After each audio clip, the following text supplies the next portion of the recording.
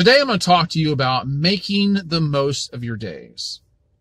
And the reason why this is important is because there's going to come a point in time in your life, and it might happen several times, when you're going to feel like throwing in the towel, when you're going to hit rock bottom, you're going to feel down and out. In fact, others may look at you as being finished. Okay? You want a bright, promising future, and you may get it. And then again, things may not turn out the way you expected. Life is tough. And if you don't have a backup plan, if you don't know how to think, then it's going to take you under. You can't let it get in your head. This is the overarching emphasis of this video, and I want you to listen very carefully.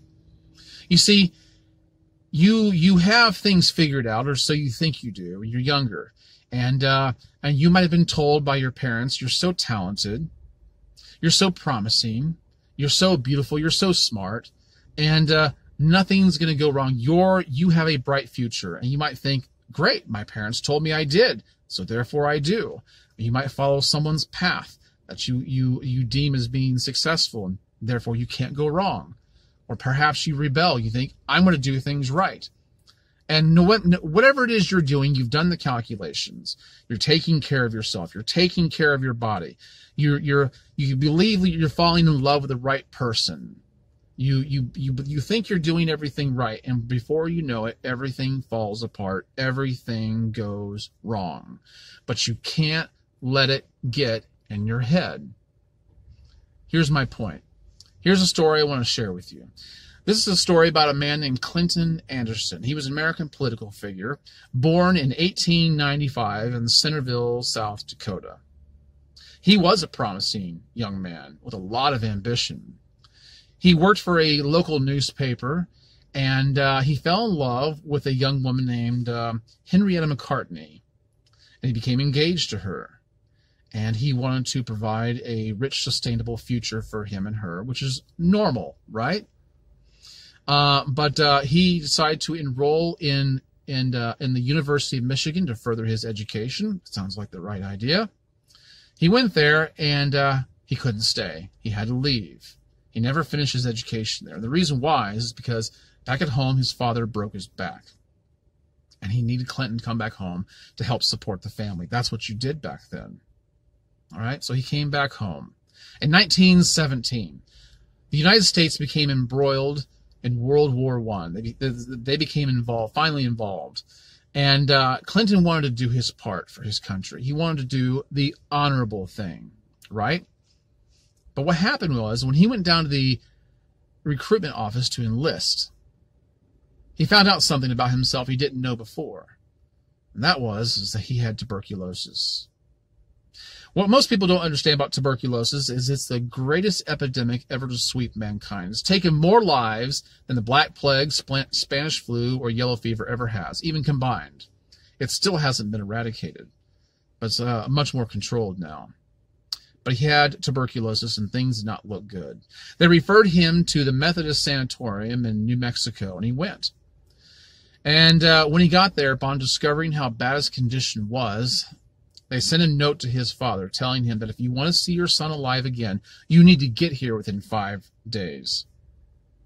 The first night in the sanatorium, Clinton had to listen to a young boy cry all night long for his mother, only to perish the next morning. This drove him into despair, and he actually considered committing suicide. He saw a bottle of poisonous rubbing alcohol on the table next to him and thought about drinking it.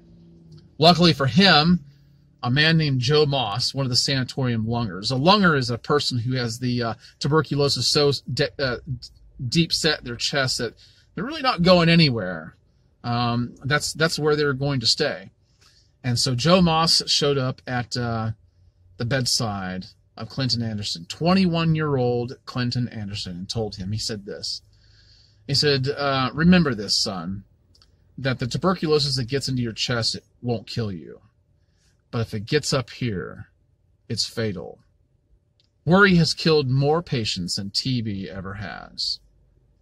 You should think about that, because Clinton Anderson did. And from that moment forward, he decided he was going to make himself useful. He was going to make the days count. His prognosis changed from 5 days to live to 6 months. It's better, but not by a long shot.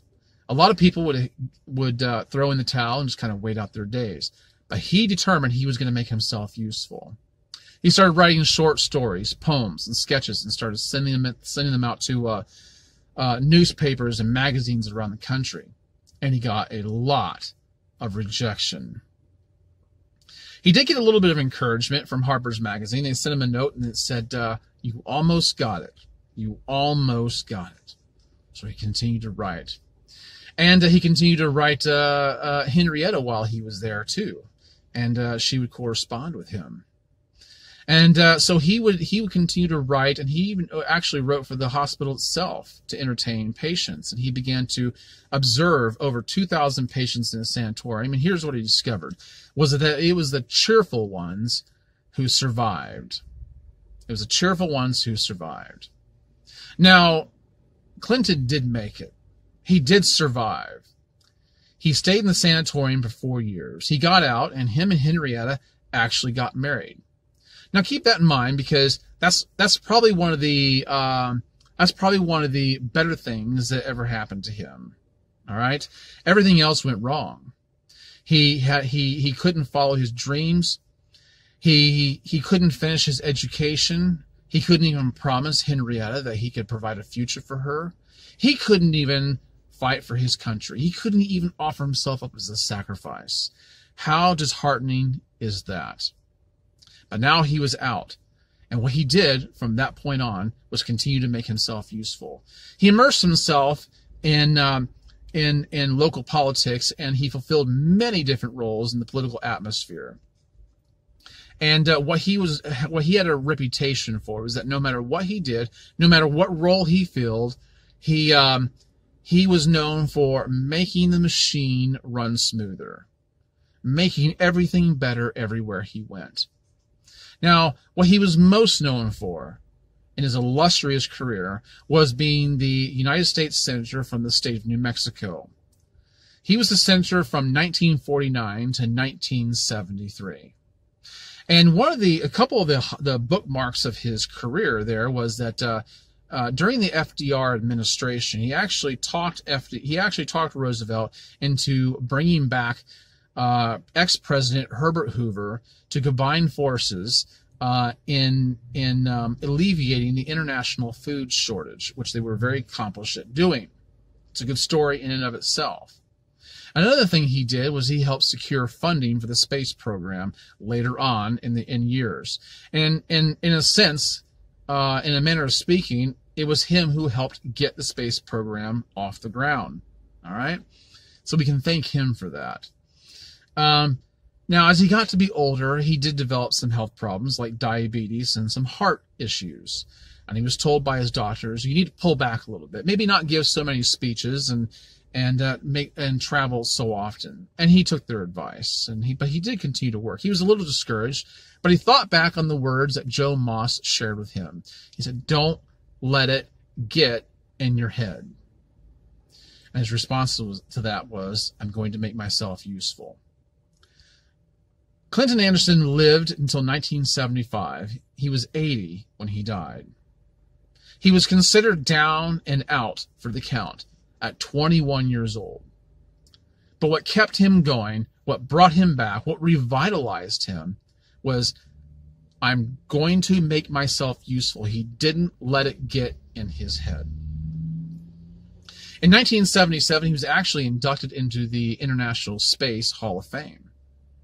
What a life, what a career, what integrity. Learn from that, guys.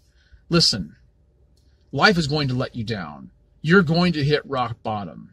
Someone else may throw in the towel. You may be down, but let me tell you something. You're not out. You have more potential than you ever knew, than anybody else ever knew. Don't take your cues from other people.